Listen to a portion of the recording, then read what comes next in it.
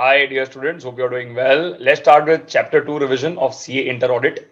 Chapter 2 is all about audit strategy, audit plan, and audit program. Okay, so let's start with the revision. Now, how are we going to go about this revision? We are going to first look at all the main areas that are there in this chapter. What are the main topics and the key points in relation to that, which covers the entire chapter.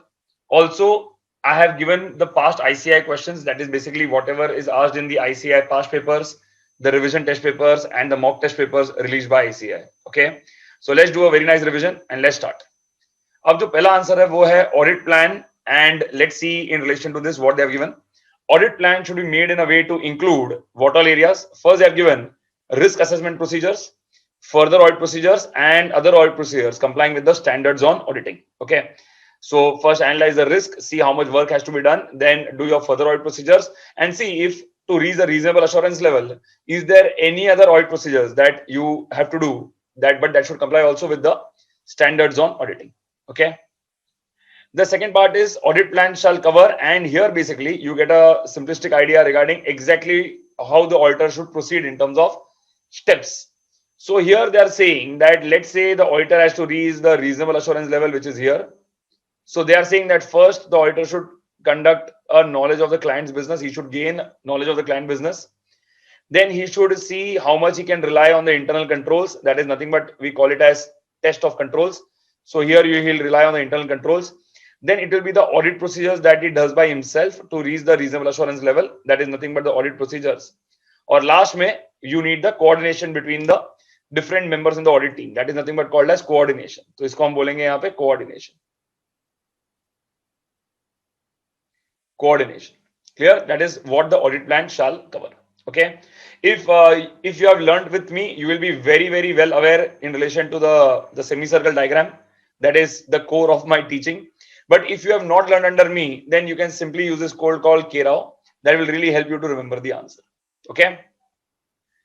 Now, factors on which direction and supervision depends. What does this answer mean? First of all, when an audit team goes to do audit, there will be a manager in place that will take care of the team. If the team is, if the firm is of a smaller size, then generally the main partner who is who is the main partner in the firm, that person himself will be taking care of the team. So now the main question is, how much should he direct and supervise the work of his team members? How much should he direct them, supervise them, tell them what to do in relation to the activity or the work of the auditor? So here they are saying that first you have to see how crazy the team is. How crazy the team is. Okay. Simple way to remember is, if the team is competent, if the team is capable, then you may have to give less direction, less supervision because they are competent and capable. But if the team is going to handle an area which is a risky area, something in which critical analysis is required, support of seniors is required, then the direction and supervision will be required at a higher level.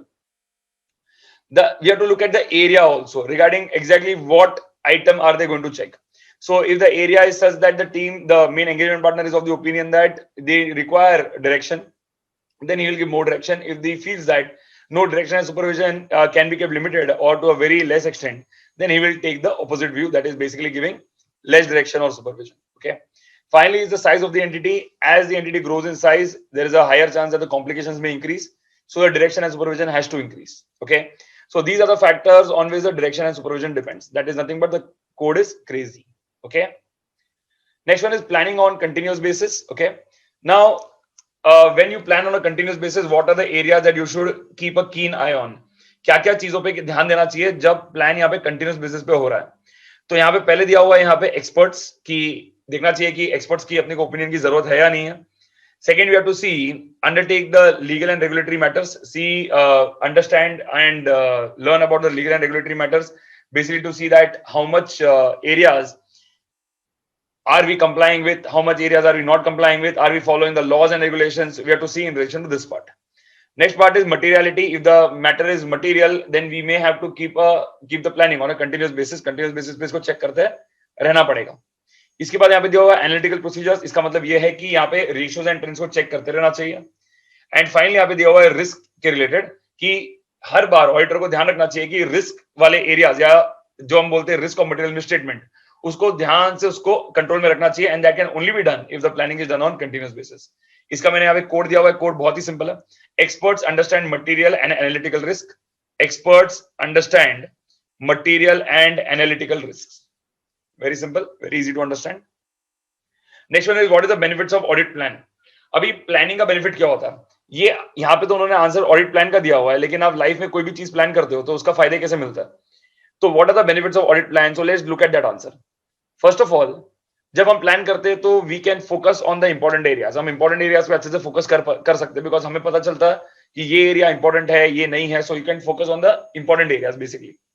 Second is you can identify the potential problems, क्या क्या चीजें ऐसी है जो अगर हमारे साथ होगा तो हमारा यहाँ पे गोल पहुंचने में हम पीछे रह जाएंगे, तो वो जो प्रॉब्लम्स है उस पर हम पहले से सोच कर सकते हैं कि अच्छा ये प्रॉब्लम आ सकता है, तो हम पहले से प्लान करके उससे डील कर सकते हैं। थर्ड आता है कि अभी ये जो इंपॉर्टेंट एरियाज और पोटेंशियल प्रॉब्लम्स है, ये हैंडल करने के लिए कौन से टीम मेंबर्स यहाँ पे जाएंगे और इनका सिलेक्शन हमें करना पड़ेगा। तो प्लानिंग के टाइम में we will be selecting the engagement team members, मतलब ऑडिट की टीम में जो भी रहेंगे वो। टीम में एक चीज होना बहुत जरूरी है और वो है कोऑर्डिनेशन होना बहुत ही जरूरी है। और टीम के जो सीनियर रहेंगे उनको ये देखना जरूरी है कि वो डायरेक्ट करे अच्छे से, डायरेक्ट मतलब काम चालू करने के पहले उनको ब्रीफिंग के बाद कैसे उनको काम करना है उसके बारे में वो डायरेक्ट करेंगे कि आपको किस तरीके से काम करना है। काम होने के बाद सुपरवाइज करेंगे काम किस तरीके से हुआ है, और बाद में देखेंगे कि काम अच्छे तरीके से ऑर्गेनाइज एंड मैनेजेबल मैनर से चल रहा है या नहीं चल रहा है। ओके, वेरी सिंपल एरिया है। इसको याद करने के लिए there is a simple diagram which I make generally. अपन ने इंपॉर्टेंट एरियाज को लोकेट कर दिया, लेकिन इंपॉर्टेंट एरियाज में हमें समझ में आ गया कि यहाँ पे पोटेंशियल प्रॉब्लम्स है। हमने कुछ लोगों को यहाँ पे तैयार किए, इनको हमने सिलेक्ट कर दिया, बोल दिया कि चलो पोटेंशियल प्रॉब्लम्स जाके डील करो।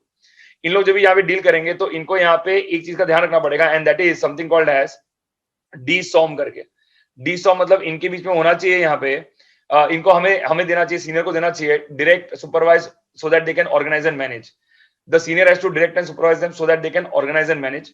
लास्ट में इनके बीच में क्या होना जरूरी है, कोऑर्डिनेशन होना बहुत जरूरी है। अगर कोऑर्डिनेशन अच्छे से हुआ तो काम अच्छे से हो जाएगा। बहुत ही सिंपल आंसर है, एग्जाम में काफी बार आ भी चुका है, पास्ट आईसीआई क्वेश्चंस में भी इसके रेफरेंसेस है। Okay, next is very important answer, that is knowledge of client business. बहुत ही इंपॉर्टेंट आंसर है, not only from exam perspective but also from understanding audit as a subject perspective से। ठीक है, तो let's see this knowledge of a client business. इसका मतलब क्या होता है, जब हम कोई भी ऑडिट चालू करते हैं तो हमें यहाँ पे वो फर्म के बारे में जो कंपनी की ऑडिट कर रहे हैं उसके बारे में we have to know some basic things about them, उनके बारे में कुछ ना कुछ पता रहना चाहिए हमें। फॉर एग्जाम्पल, उनको क्या क्या रेगुलेशंस कंप्लाई करने पड़ते हैं, गवर्नमेंट के क्या क्या रेगुलेशंस है, कौन से टैक्स लॉज उनको कंप्लाई करने पड़ते हैं, कौन से लॉज उनको कंप्लाई करने पड़ते हैं। फॉर एग्जाम्पल, अगर मैन्युफैक्चरिंग ऑर्गेनाइजेशन रहेगा तो उन्हें फैक्ट्रीज एक्ट एप्लीकेबल होता है या नहीं होता है। ओके, वर्कर्स कॉम्पनसेशन के रिलेटेड जो भी लॉज है वो एप्लीकेबल होते कि नहीं होते, लेबर लॉज जो इंडिया में है वो एप्लीकेबल होते कि नहीं होते। कहने का मतलब ये है कि we have to basically see what all is applicable to them from a regulation point of view. Next आएगा यहाँ पे इंडस्ट्री का क्या हाल है, वो जो कंपनी जो इंडस्ट्री में बिलोंग करती है उनका क्या हाल है। जैसे अगर हम यहाँ पे इंडिगो एयरलाइंस का अगर ऑडिट करेंगे तो we'll have to see whether how airline industry is doing on an overall basis. Airline industry यहाँ पे नुकसान में जा रही है या फायदा कर रही है, उनमें एक्सपेंसेस क्या क्या होते हैं, उनके इनकम जनरली क्या क्या होते हैं, तो ऐसे सब चीज हमें यहाँ पे देखनी पड़ती है। आगे आ जाएगा उनका ऑब्जेक्टिव एंड स्ट्रेटेजी क्या है, कंपनी कहां तक रीच करने के लिए ट्राई कर रही है, उनका financial performance in the past years किस तरीके से रहा है, नेचर ऑफ द एंटिटी क्या है, उनका यहाँ पे स्ट्रक्चर एंड उनका नेचर ऑफ द एंटिटी का स्ट्रक्चर क्या है, उन्होंने अपना finance, operations, ownership, types of investment उनके उन्होंने किस तरीके से डिजाइन किया हुआ है। So that we have to basically check, that is in relation to the company itself. And finally you have selection and application of the accounting policies, company ने कौन से अकाउंटिंग पॉलिसी सिलेक्ट किए हैं, depreciation के लिए कौन से method use कर रहे हैं, वैल्यूएशन ऑफ इन्वेंटरी के लिए कौन से मेथड यूज कर रहे हैं, all this things we have to check. Okay, तो जब हम ये नॉलेज ऑफ क्लाइंट बिजनेस के बारे में बात करते हैं, there is a very simple code that you have to remember, that is called as रियोफिन्स। अब ये रियोफिन्स किस तरीके से फ्लो होगा, यहाँ पे बहुत ही सिंपल है। आर से रेगुलेटरी फैक्टर्स, आई से इंडस्ट्री फैक्टर्स, ओ से आ जाएगा ऑब्जेक्टिव्स एंड स्ट्रेटेजीज, एफ से आ जाएगा यहाँ पे फाइनेंशियल परफॉर्मेंस, एफ आई से इनफैक्ट, एन से आ जाएगा nature of the entity, and यहाँ पे एस से आ जाएगा selection and application of accounting policies. या तो फिर आप यहाँ पे कोड में भी एक सिंपल चेंज कर सकते हैं, आप यहाँ पे लिख सकते हैं इसको एज रियोफिना। व्हेन यू राइट रियोफिना, आपको ए से ऑटोमेटिकली यहाँ पे अकाउंटिंग पॉलिसीज याद आ जाएगा। Okay, so in this way you can use the code for your benefit. ठीक है, नाउ लेट्स सी जो एरियाज हमने अभी जस्ट पढ़ा, that is audit plan should be made in a way to include which areas, then you have audit plan shall cover, उसमें एक important point था knowledge of client business यहाँ पे, okay. Then you had factors on which direction supervision depends, planning on continuous basis किस तरीके से करना चाहिए, उसके फायदे क्या होंगे, and what are the benefits of an overall audit plan, okay. तो इसके यहाँ पे कुछ पास्ट क्वेश्चंस एग्जाम के वो देखते हैं यहाँ पे। आप हमेशा एग्जाम में क्वेश्चन देखोगे, ये ऑडिट के जो क्वेश्चंस आते हैं at the CA inter level, generally CA inter level पे जो क्वेश्चंस आ रहे हैं वो एकदम स्ट्रेट फॉरवर्ड आ रहे हैं, ज्यादा ट्विस्ट एंड टर्न्स वाले क्वेश्चंस आते नहीं है, और अगर कुछ भी रहेगा तो भी स्टूडेंट को खाली एक ही चीज पे फोकस करना रहता है जनरली, और वो है कि एंड में उन्होंने क्या पूछा। तो यहाँ पे भी आप देख सकते हो कि यहाँ पे उन्होंने, जैसे एक बॉलीवुड मूवी होती है कि स्टार्टिंग में वो पूरा स्टोरी समझाएंगे बॉलीवुड की, कि एक कुछ स्टार्टिंग में बहुत स्ट्रगल है एक्टर की, एक्टर यहाँ पे गांव से शहर आ गए, बहुत तकलीफ में है, बहुत कैसे भी वो स्ट्रगल करके बाहर आ रहे हैं, लेकिन एंड में तो हमें भी पता है, आपको भी पता है कि एंड में मूवी में क्या होने वाला है, कि लास्ट में वो जो एक्टर है एंड में जीतने वाला है, वो जो भी चीज कॉन्कोर करने के लिए आए हैं उसमें उनकी जीत होने वाली है, ये हमें भी पता है। तो एंड की जो बात है, हमें क्वेश्चन में वही फोकस करना है। आप देखोगे कि यहाँ पे वही स्टोरी चल रहा है सूर्या एंड चांद लिमिटेड की, उन्होंने यहाँ पे अलग अलग चीजें दी है, लेकिन एंड में क्या पूछा उन्होंने सीधा पूछ लिया analyse and advice explaining the benefits of adequate planning. तो आपका सीधा आंसर बन जाएगा ये वाला answer, that is benefits of audit plan, ठीक है। तो ये आपको जानने की जरूरत है, और वो पास्ट क्वेश्चंस को एक बार आप देखोगे तो ही आपको एक आइडिया आ जाएगा कि अच्छा इन्होंने किस तरीके से ये क्वेश्चन पूछ रहे हैं आपको, ओके। सेकंड देखते हैं, यहाँ पे लिखा हुआ है the auditor should plan his work to enable him to conduct an effective audit in an efficient and timely manner. आगे लिखा है plan should be based on knowledge of the clients business explain. तो यहाँ पे सीधा दिया हुआ है कि it should be based on knowledge of the client business, और आपको ये चीज को एक्सप्लेन करना। तो आपको यहाँ पे ये वाले एरिया का सिर्फ एक बेस प्रोवाइड करके आपका मेन एरिया इस वाले कंटेंट के आसपास होगा, इस वाले कंटेंट को मेन आप हीरो बनाओगे आपके आंसर का, simple. Next N adequate planning benefits the audit of financial statements. So again planning के benefits, they have asked this answer again, I had told you ये आंसर काफी इंपॉर्टेंट आंसर है, तो ये रहा, ये क्वेश्चन इस तरीके से आया है यहाँ पे। आगे लिखा planning is not a discrete phase of an audit but rather a continual and an iterative process. मतलब planning is a continuous process, इसके बारे में वो आपको जरा डिस्कस करना चाहते हैं यहाँ पे, तो आपको ये वाला आंसर के ऊपर इलैबोरेट करना पड़ेगा इस वाले पॉइंट के ऊपर। See how they are asking the questions in the ICI exams और in the mock test papers और द रिवीजन टेस्ट पेपर्स, बहुत स्मार्टली ये क्वेश्चन को डिजाइन कर रहे हैं। आगे भी ये लिखा है यहाँ पे, जो नेक्स्ट वाला आंसर है वो भी सिमिलर ही है, planning is not a discrete phase of an audit but rather a continual and iterative process that often begins shortly after or in connection with the completion of the previous audit। पिछले audit खत्म करने के बाद हमें अगले audit का plan चालू करना पड़ता है, and continues till until the completion of the current audit engagement।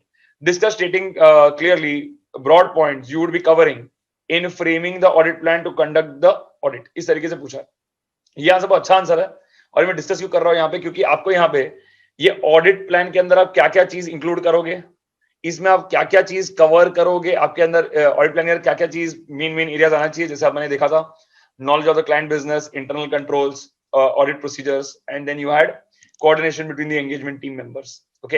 And उसके बाद ये एक और आ जाएगा, that is planning on a continuous basis. ये तीनों का आपको एक मर्ज आंसर लिखना पड़ेगा, ये तीनों के पॉइंट लिखते हुए, और इसमें आप आंसर किस तरीके से लिखते हो ये बहुत इंपॉर्टेंट रहेगा कि आपने फ्रेम किस तरीके से किया है यहाँ पर, ओके।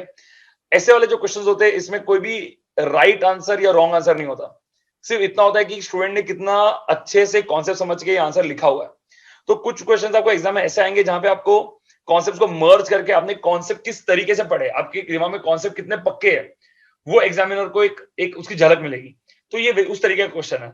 ये क्वेश्चंस में स्टूडेंट्स एग्जामिनर को बहुत ही अच्छे से इंप्रेस कर सकते हैं अगर स्टूडेंट ने बहुत ही अच्छा ऑडिट एज ए सब्जेक्ट को समझा है, वो ऑडिट के कोर को अच्छे से जानते हो, और फिर बाद में अगर वो आंसर लिख रहे हैं तो उनका पेपर ज्यादा उभर के आएगा, एग्जामिनर को पता चल जाएगा यहाँ पे कि ये स्टूडेंट अच्छे से पढ़ के आया है, बिकॉज उसके आंसर्स में दिख जाएगा कि जो ये नॉन स्ट्रेट फॉरवर्ड आंसर्स है, जैसे आपने देखा था यहाँ पे ये स्ट्रेट फॉरवर्ड आंसर है, ये भी आपका स्ट्रेट फॉरवर्ड आंसर है, ये भी आपका स्ट्रेट फॉरवर्ड आंसर है, ये भी एक तरीके से स्ट्रेट फॉरवर्ड आंसर है, लेकिन ये वाला जो क्वेश्चन था क्वेश्चन नंबर 5, ये स्ट्रेट फॉरवर्ड नहीं है। इसमें आपको सोच लगाना पड़ेगा कि अच्छा मुझे कौन से पॉइंट्स किस तरीके से लिखने हैं, और आप किस तरीके से लिखते हो वो उसमें ज्यादा इंपॉर्टेंट आ जाएगा, इंपॉर्टेंस हो जाएगा उसमें, ओके। सो ये वाले क्वेश्चंस को एकदम अच्छे से करना, इसमें आपका जो कोर कॉन्सेप्ट है ये स्ट्रांग होना बहुत ज्यादा जरूरी है, ओके। आगे क्वेश्चन दिया हुआ है यहाँ पे, अगेन बेनिफिट्स ऑफ प्लानिंग, जैसे हमने देख लिया था, again benefits of planning they have given here, that is basically this answer, ठीक है। आगे दिया हुआ है यहाँ पे, again plan should be based on knowledge of the client business, discuss, okay. Broad point you would be covering while framing the plan to conduct an audit, again on mixture of those 3 answer, जैसे मैंने बताया था, तो ये एक तरीके से आईसीएनए question को रिपीट भी किया हुआ है, so this becomes a important question. Okay, it can come in your exam. आगे दिया हुआ है knowledge of client business, clients accounting systems, policies and internal control procedures. और यहाँ पे दिया plan should be made in a way to cover. तो ये मेन आ जाएगा कि plan should be made in a way to cover, इसको आपको एक्सप्लेन करना है. और उन्होंने यहाँ पे कुछ एग्जांपल्स दिए, knowledge of client business, knowledge of clients accounting systems, policies and internal control procedures. तो यहाँ पे इसका आंसर आ जाएगा ये वाला, जो मेन वाला आंसर है, ये वाला इसका आंसर आ जाएगा यहाँ पे. So this one will become the answer, because यहाँ पे उन्होंने प्लानिंग किस तरीके से क्या क्या एरियाज कवर करेगा ये उन्होंने यहाँ पे पूछा हुआ. Okay, I hope it is beneficial to you. Next यहाँ पे दिया हुआ है उन्होंने कि engagement partner of audit firm MKC and company, इस तरीके से दिया है. वापस वही बॉलीवुड वाली कहानी, और एंड में दिया हुआ है यहाँ पे benefits of audit planning. So again you can see one more question on benefits of audit plan. So मुझे कहने की जरूरत नहीं है, ये काफी इंपॉर्टेंट क्वेश्चन लग रहा है ये. Okay, next have given plan should be further developed and revised as necessary during the course of the audit. तो यहाँ पे फर्दर डेवलप्ड एंड रिवाइज का मतलब ये है कि प्लान को आपको कंटिन्यूअसली अपडेट करना चाहिए. इससे आपका जो ऑडिट प्रोसीजर्स है, जो प्लान को फॉलो करेंगे, वो आपको आपका बेटर तरीके से परफॉर्म होगा. तो यहाँ पे जो क्वेश्चन उन्होंने दिया हुआ है that is basically on this concept, that is planning on a continuous basis. ठीक है, इसके बाद दिया हुआ है नॉलेज ऑफ क्लाइंट बिजनेस.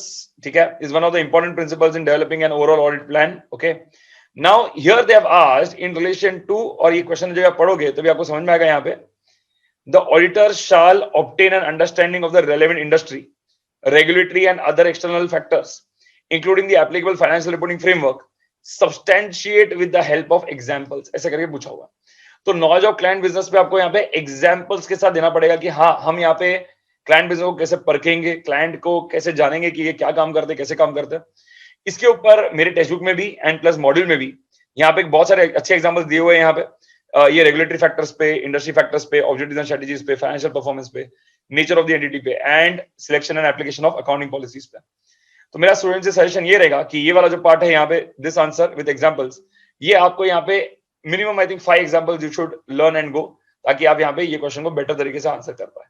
ठीक है, आगे दिया हुआ है यहाँ पे overall audit strategy covers, and इसमें इन्होंने अभी ये नेक्स्ट पार्ट है, दिस इज बेसिकली ये हमारा यहाँ पे जो सेट 1 है यहाँ पे फिनिश हो जाता.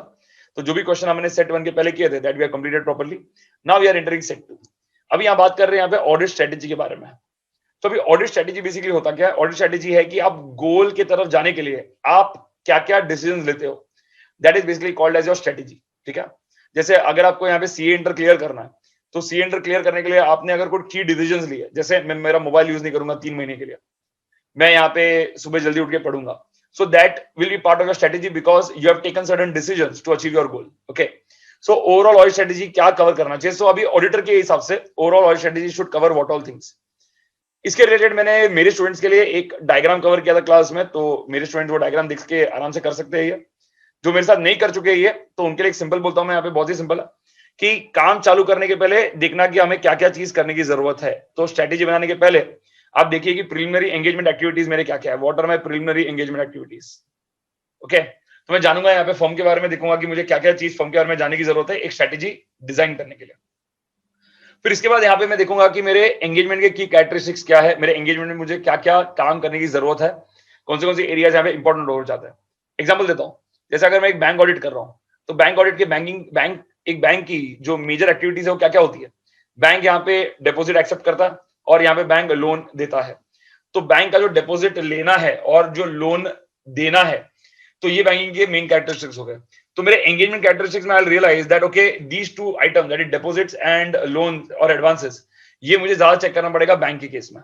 Okay, so that is the engagement characteristics. Basically मुझे किस चीज पे फोकस करना चाहिए. इसमें अभी एक और चीज बहुत इंपॉर्टेंट है, that is your professional judgement. मेरा ऑडिटर का जजमेंट है वो किस तरीके से आएगा. रिमेंबर, प्रोफेशनल जजमेंट यहाँ पे ऑडिटर के अपडेशन से या ऑडिटर के जो सेल्फ ट्रेनिंग से, जैसे अगर वो अपडेटेड है with the recent laws, with the recent areas in his field, तो उनका प्रोफेशनल जजमेंट ज्यादा बेटर होगा. ओके, प्रोफेशनल जजमेंट बहुत इंपॉर्टेंट होता है ऑडिटर के लिए, बिकॉज इसी के लिए ऑडिटर को यहाँ पे जो रेप्यूटेशन है वो मिलती है कि एक ऑडिटर कितना जज कर पाता है कि कौन से आइटम को मुझे ऑडिट करना चाहिए या नहीं करना चाहिए. अगर करेंगे तो उसमें कोई तरीके का झोल या फ्रॉड है या नहीं है, ये ऑडिटर यहाँ पे गेज करता या गेस करता. इसके बाद यहाँ पे आएगा resources, that is the nature, extent, timing of resources. मेरे कितने ह्यूमन रिसोर्सेज यहाँ पे वर्क करेंगे, मेरे कितने यहाँ पे, मुझे कितने आईटी रिसोर्सेज चाहिए, मुझे मुझे आईटी के कौन से सॉफ्टवेयर चाहिए, जैसे कैट टूल्स हो गए, तो मुझे वो के कितने कितने चाहिए, वो किस तरीके से चाहिए, या कौन सा सॉफ्टवेयर चाहिए ताकि मेरा काम अच्छे से बने. So that is basically called as resources. Okay. And finally, they have given here reporting. That is finally auditor को report करना पड़ेगा. That is the timing and the nature of audit. Okay. He has to report on the timing and the nature of audit. Okay. तो here हम basically क्या करें, काम करने के पहले फिर कैरेक्टरिस्टिक्स क्या रहेंगे, ऑडिटर को अपना दिमाग यूज करना पड़ेगा, प्रोफेशनल जजमेंट, ऑडिटर अपने लोगों से काम करवाएगा, दैट इज रिसोर्सेज का nature, extent and timing, and finally आ जाएगा यहाँ पे रिपोर्टिंग, फाइनली आ जाएगा यहाँ पे reporting. Okay, I hope you are finding it very very comfortable. ठीक है, आगे बढ़ते हैं. नेक्स्ट आएगा how does audit strategy assist the auditor. अगर मेरे पास अच्छा ऑडिट स्ट्रेटेजी रहेगा तो ये ऑडिटर को असिस्ट किस तरीके से करेगा. ठीक है, मेरे पास अगर अच्छा स्ट्रेटेजी रहेगा तो यहाँ पे मुझे रिसोर्सेज को डिप्लॉय करने में हेल्प होंगे. Resources you can take it as the team members of the auditor. ठीक है, तो मेरे जो टीम मेंबर्स रहेंगे उनको मुझे डिप्लॉय करने के लिए इजी पड़ेगा. उनको मैं स्पेसिफिक ऑडिट एरियाज दे सकता हूँ जिनके वो एक्सपर्ट्स रहेंगे. एग्जांपल, मेरे पास एक इंटर्न है जो बैंक रिकंसिलिएशन बहुत अच्छे से करता, तो मैं शायद वो जो बैंक रिकंसिलिएशन काम है उसको दे दूं, बिकॉज आई नो दैट उसका एक्सपर्टीज उसमें है, उसका जो इंटरेस्ट है उसमें ज्यादा बढ़ रहा है. So that is deploying resources to the specific audit areas. Clear. Second, amount of resources, मुझे कितने लोग यहाँ पे चाहिए ये काम करने के लिए. ठीक है, मुझे टोटल कितने मेंबर्स चाहिए यहाँ पे मेरा ऑडिट का काम संभालने के लिए. इसके बाद आएगा कि इनको अभी कब डिप्लॉय करना है, दैट इज नेक्स्ट आएगा व्हेन टू डिप्लॉय, इनको कब हमें काम देना चाहिए यहाँ पे. तो यहाँ पे बेसिकली हम फोकस करेंगे कि स्पेशल एरियाज कौन से है, कितने लोग चाहिए हमें, इनको कब डिप्लॉय करना है, और इनको किस तरीके से मैनेज, डायरेक्ट एंड सुपरवाइज करना है. मैनेज, डायरेक्ट एंड सुपरवाइज करना है. ठीक है, इसको याद करने के लिए बहुत ही अच्छा चीज है. Here you take the example, Indian cricket में the captain who is known to create very good strategies, his name is Mahendra Singh Dhoni. Correct. तो ऐसे सोचना चाहिए कि महेंद्र सिंह धोनी जानते हैं कि स्पेसिफिक एरियाज पे फोकस कैसे करें, जैसे हर बैट्समैन का वीकनेस क्या है, कैसे उनको टारगेट करना चाहिए. अमाउंट ऑफ रिसोर्स में आप ले सकते हो कि कितने बॉलर्स खिलाने, कितने बैट्समैन खिलाने, ये उनको एक्जैक्टली पता है.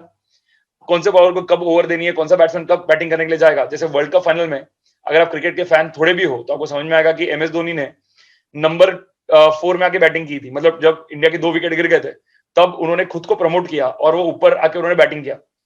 तो ये माना जाता है कि एक मास्टर स्ट्रोक था, बिकॉज उन्होंने वो सामने वाली टीम की बॉलिंग को समझा और देखा कि नहीं, मुझे अभी जाके खेलना चाहिए यहाँ पे. तो ये वही हो गया यहाँ पे when to deploy the resources, ये वाला मैटर है. और हम बात कर रहे हैं यहाँ पे महेंद्र सिंह धोनी की, तो हमने बात कर लिया कि वो स्पेसिफिक एरिया जानते हैं, उनको पता है कि कितने बॉलर्स, कितने बैट्समैन खिलाने, that is amount of resources, कब इनको खिलाना है, when to deploy. And last में ये आ जाएगा कि हम ये देखेंगे कि ये कौन कर रहा कौन है. It is being done by Mahendra Singh Dhoni, तो हम बोलेंगे एमएसडी. एमएसडी का मतलब ये है कि manage, supervise and direct. Manage, supervise and direct.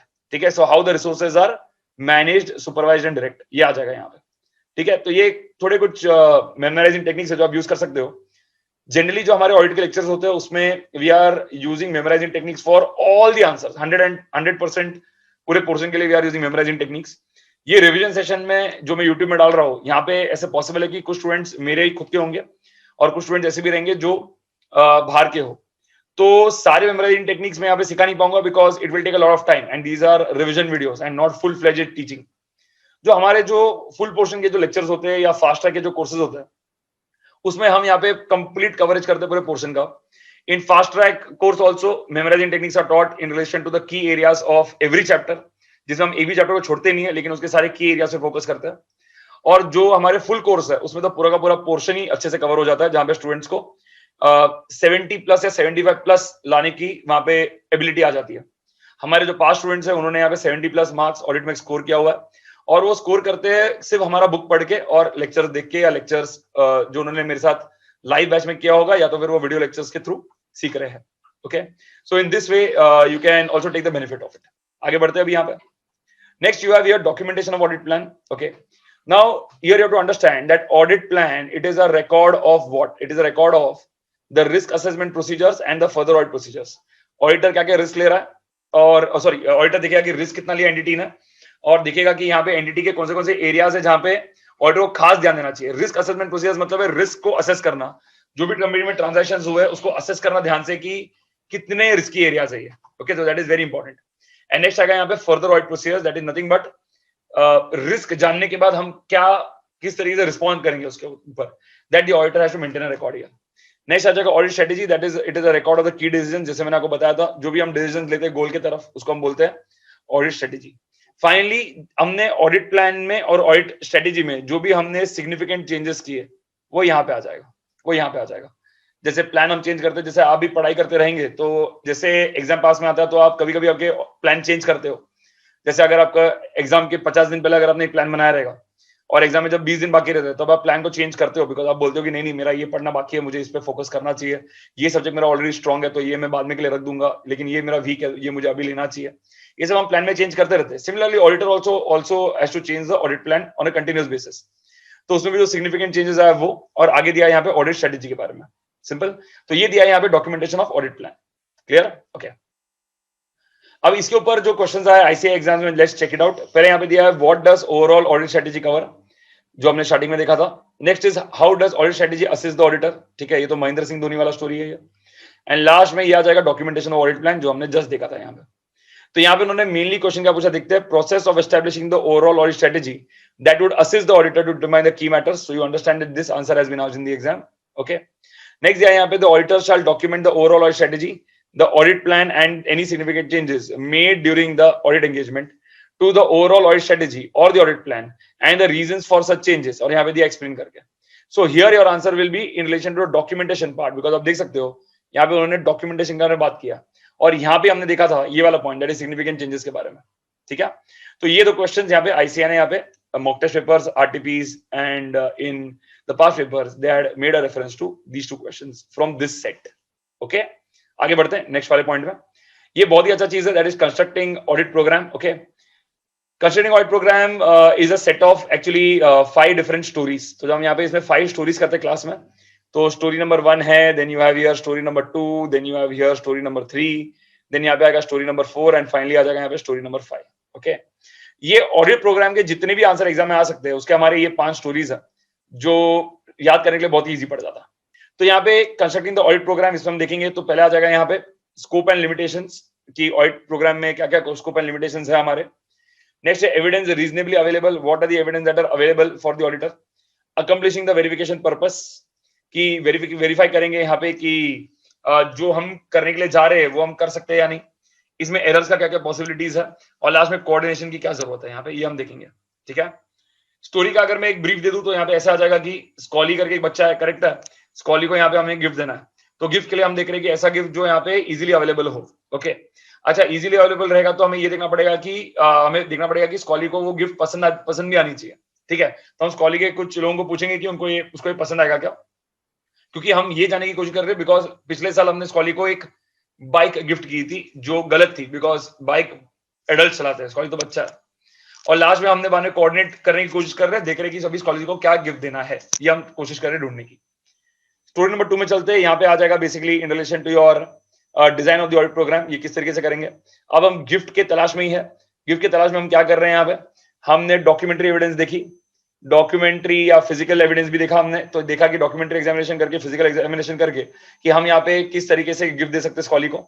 हमने यहाँ पे मैनेजमेंट ऑफिशियल्स एम्प्लॉयज को पूछा, थर्ड पार्टीज को पूछा उसको क्या गिफ्ट दे सकते करके। ठीक है, जो स्टूडेंट्स ने मेरे साथ किया उनको पता है कि यहाँ पे हमने कोड यूज किया था टॉमी करके। ठीक है, इसके बाद हमारा ये आ गया यहाँ पे कि interrelationship of the various accounting data, arithmetical calculations, internal controls and internal checks. ठीक है, यहाँ पे आपको एरिन करके याद आएगा कुछ, एरिन। Then you have something called as मिसयू, that is nothing but memorandum records, subsidiary records, and then you have minutes and the subsequent action by the client. इस तरीके से आएगा, that is the design of the audit programme. Okay, next यहाँ पे आएगा developing the audit programme. यहाँ पे हम देखते हैं basically the written audit programme, instructions to the assistants, then reliance on the internal control, timings of performance, and finally you have the audit planning. इस तरीके से हम ऑडिट प्लान को यहाँ पे डेवलप करेंगे। इस तरीके से करेंगे। बहुत सारे स्टूडेंट्स का एक दिमाग में एक क्वेश्चन रहता है और एग्जाम में वो कंफ्यूज हो जाते हैं between constructing audit programme and developing the audit programme में। याद रखना, कंस्ट्रक्टिंग द ऑडिट प्रोग्राम हो रहा है, ऑडिट प्रोग्राम कंस्ट्रक्ट करने के भी पहले हमारी जो सोच है कि हम क्या बनाएंगे, तो वो जो दिमाग में जो कंस्ट्रक्शन चल रही है उसके बारे में, not the actual audit programme.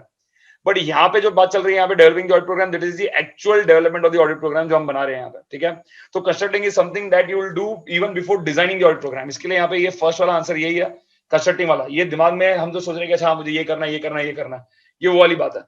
दूसरा ये बात है हम उसके बेसिस पे डिजाइन करेंगे, डिजाइन जैसे कि अपन ने उसके बेसिस पे हम डेवलप करेंगे। अभी ऑडिट प्रोग्राम डेवलप करेंगे तो विल बी इंप्लीमेंटिंग इट। जो भी हम ऑडिट प्रोग्राम बनाएंगे उसके कुछ ना कुछ यहाँ पे एडवांटेजेस होंगे, कुछ ना कुछ यहाँ पे डिसएडवांटेजेस होंगे। Let's see this. Audit program अगर हम बनाते हैं तो हमारा एडवांटेज क्या होता है? You can take this in a very simple manner. अगर आप एक पिकनिक प्लान कर रहे हो और पिकनिक प्लान करते समय अगर आपने उसके बारे में पिकनिक में हम क्या क्या करने वाले हैं, कौन से टाइम पे क्या होगा, बस कितने बजे पिकअप करेगी, बस कितने बजे ड्रॉप करेगी पिकनिक स्पॉट पे, वहां पे पिकनिक स्पॉट में जाएंगे तो वहां पे क्या क्या एक्टिविटीज होगा, वहां पे हम वहां पे कुछ रहने का कुछ हम लोगों ने कुछ बंदोबस्त किया या नहीं किया, वहां पे हमने कुछ खाने का कुछ बंदोबस्त किया या नहीं किया। तो ये सब अगर हम एकदम पॉइंट टू पॉइंट लिख दें यहाँ पे तो उसका फायदा क्या क्या होगा? Will come to know on an over, will get a total perspective कि पिकनिक किस तरीके से जाने वाला है। हम लोग सही लोग को चुन सकते हैं सही काम करने के लिए, ठीक है। जैसे जो रिस्पॉन्सिबल रहेंगे उनको हम काम देंगे वो करने के लिए, जो रिस्पॉन्सिबल नहीं उनको नहीं मिलेगा काम। Next, clear set of instruction दे सकते हैं कि लोगों को किस तरीके से यहाँ पे पिकनिक में बिहेव करना है। आगे मेंटल प्लान। मेंटल प्लान यहाँ पे एक नेगेटिव पॉइंट है, खाली बोलता हूँ ये पॉइंट क्या है। कोई भी प्लान अगर आप बनाते हो तो वो मेंटल रहेगा, मेंटल प्लान अगर रहता है तो वो शायद आप एग्जीक्यूट नहीं करोगे। लेकिन अगर आपने कुछ सोचा कि आपको कुछ करना है, जैसे for example if you are studying और अगर आपको काम करना है तो आप उसको लिखना एक बुक में कि आपको ये चीज पढ़ना है करके। अगर आप एक जगह पे इसको लिखते हो तो आप ज्यादा उसको एग्जीक्यूट कर सकते हो। तो यहाँ पे you have to write that audit program अगर मेंटल प्लान रहेगा तो काम नहीं करेगा, ये जितना ज्यादा रिटर्न रहेगा उतना बेटर है। That is the exact point that is given in the module, ठीक है। इसके बाद आएगा यहाँ पे एक्सेप्ट द रिस्पॉन्सिबिलिटी, जिनको जो काम दिया उनको एक्सेप्ट करना चाहिए रिस्पॉन्सिबिलिटी, ठीक है। वेरियस ऑडिट मतलब अलग अलग काम रहेंगे यहाँ पे, तो ऑडिटर को यहाँ पे फोकस डाइवर्ट अगर हो भी गया फिर भी अगर उसके पास ऑडिट प्रोग्राम रहेगा तो वो मैनेज कर पाएगा। आगे आएगा नेग्लिजेंस। नेग्लिजेंस का मतलब ये है कि ऑडिटर का के ध्यान से कुछ भी चीज निकलेगा नहीं, the auditor will be less negligent, okay. Next रहेगा कि it will be a guide for the succeeding year audit. हमारा इस साल जिस तरीके से काम गया हमारा अगले साल उससे बेटर जाएगा। एग्जांपल 2020 जो साल था बहुत सारे ऑर्गेनाइजेशन के लिए, कंपनीज के लिए नया साल था, because the challenge was different. बहुत सारे ऑफिसर्स वर्क फ्रॉम होम काम कर रहे थे, बहुत सारे जो काम करने के तरीके वो चेंज हो गए थे। लेकिन जो 2021 है उसमें अभी वो जो कंपनीज है वो ज्यादा बेटर फंक्शन करेंगे बिकॉज उनको 2020 का ऑलरेडी एक्सपीरियंस मिल गया रहेगा। दैट इज बिकॉज 2020 के जो नेगेटिव एक्सपीरियंसेस थे that acted as a guide for the succeeding year of work. यहाँ पे इन दिस केस प्रीवियस जो मैंने ऑडिट किया रहेगा that will act as a guide, because पिछले साल जो मैंने गलतियां की रहेगी वो मैं अगले साल रिपीट नहीं करूंगा। तो पिछले साल की जो गलतियां रहेगी it will act as a guide for my succeeding years audit, तो मैं आगे का काम ज्यादा अच्छे से करूंगा, ठीक है। इस तरीके से फ्लो होगा। यहाँ पे students have learned with me, you will be remembering that we have done something called as a birthday party story. बराबर है कि नहीं? बर्थडे पार्टी का स्टोरी, जो स्कॉली की बर्थडे पार्टी होती है उसका हमने स्टोरी किया था, ठीक है। जहाँ पे आपको केक का तो इंसिडेंट याद ही होगा, ठीक है। तो वो हमने किया था। यहाँ पे हमने किया था डिसएडवांटेज ऑफ ऑडिट प्रोग्राम, कि अगर ऑडिट प्रोग्राम में कुछ खराब हो गया तो ऑडिट प्रोग्राम किस तरीके से डिसएडवांटेज दे सकता। किल्स द असिस्टेंट का मतलब है कि असिस्टेंट यहाँ पे सामने आके इनिशिएटिव नहीं लेंगे, वो यहाँ पे पीछे जाएंगे, बोलेंगे कि नहीं नहीं हम प्रोग्राम ही फॉलो करेंगे। असिस्टेंट ऐसे बोल सकते हैं यहाँ पे कि प्रोग्राम खराब था इसके लिए हम काम नहीं कर पाए, तो उनकी जो इनएफिशिएंसी है वो असिस्टेंट हमारे सर पर डाल देंगे। रिजिड एंड इनफ्लेक्सिबल हो सकता है प्लान प्रोग्राम, की प्रोग्राम में जो लिखा है सारे जो टीम मेंबर्स है वही फॉलो कर रहे हैं, अपना जो कॉमन सेंस है वो यूज नहीं कर रहे हैं, ऐसे पॉसिबल है। आगे नेक्स्ट आ जाएगा no understanding of the object. Goal क्या है विदाउट समझ के उन लोगों को काम कर रहे हैं, तो यहाँ पे कोई मतलब ही नहीं है, ठीक है। तो that is nothing but called as no understanding of the object. यहाँ पे हमने स्कॉलीज मदर का एक स्टोरी किया था and that is basically this answer, that is story number 5, ठीक है। This is nothing but the disadvantages of the audit programme, okay. Next आ जाएगा materiality factors affecting the materiality benchmarks, इस तरीके से दिया हुआ है यहाँ पे, जस्ट अ सेकंड।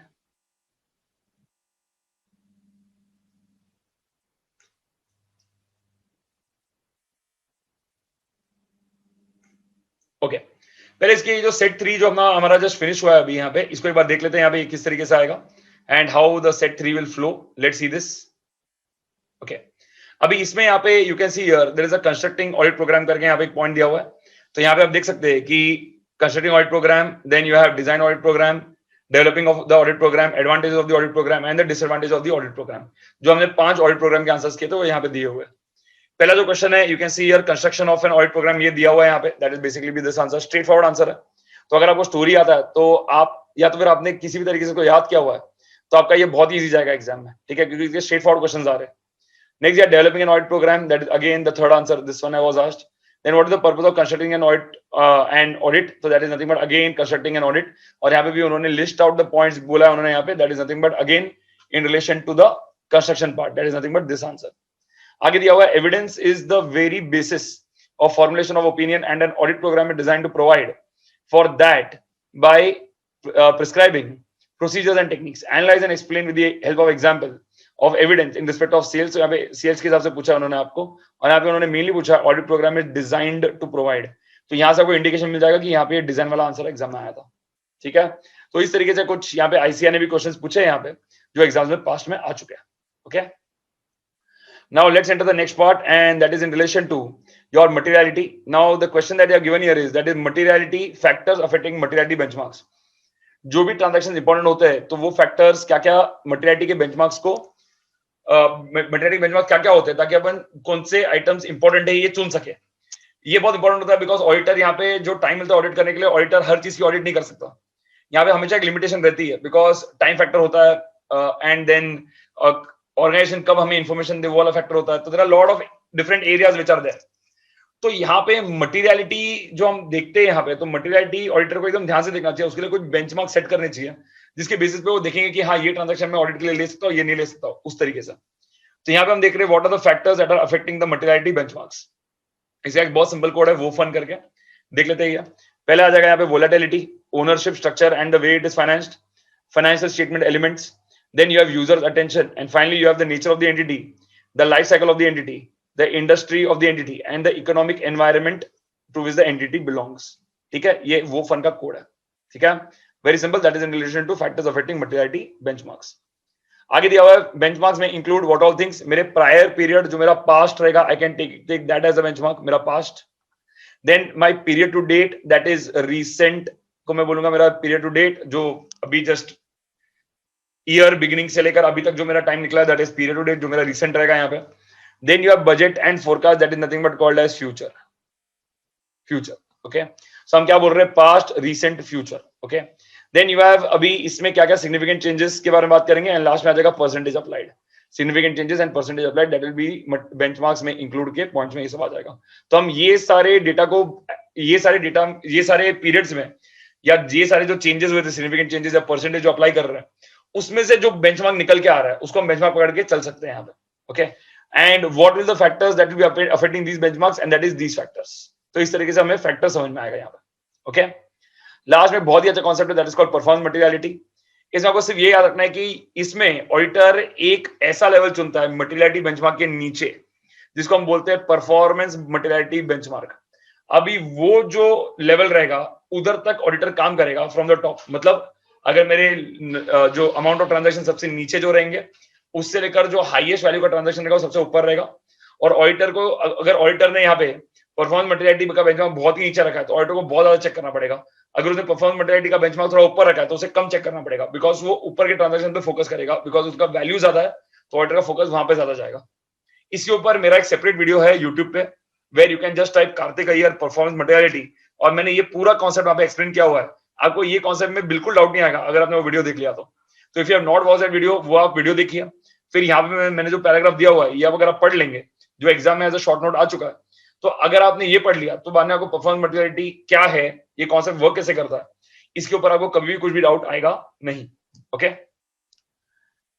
लास्ट में ये वाला जो सेट है इसके ऊपर क्या क्वेश्चन आए, फैक्टर्स अफेक्टिंग मटेरियलिटी बेंचमार्क हमने पहले कर दिया था. बेंचमार्क्स इंक्लूड विच इंफॉर्मेशन, ये हमने देख लिया था, which was your past, recent, your future, वो वाला points. And then you have the performance materiality.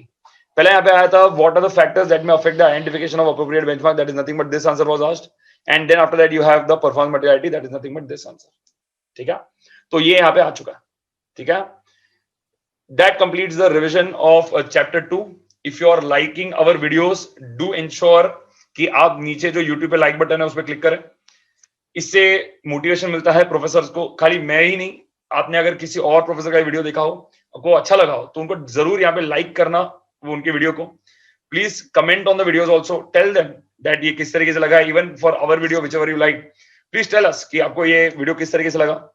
आगे फ्रेंड्स में शेयर कीजिए, क्या पता किसी का एग्जाम में कुछ मार्क्स आपके शेयर करने की वजह से बढ़ जाए और वो सीए बन जाए. तो एक दूसरे को ये हेल्प करते हैं, ये कल्चर का डेवलप करेंगे between the CA students, that will be very positive.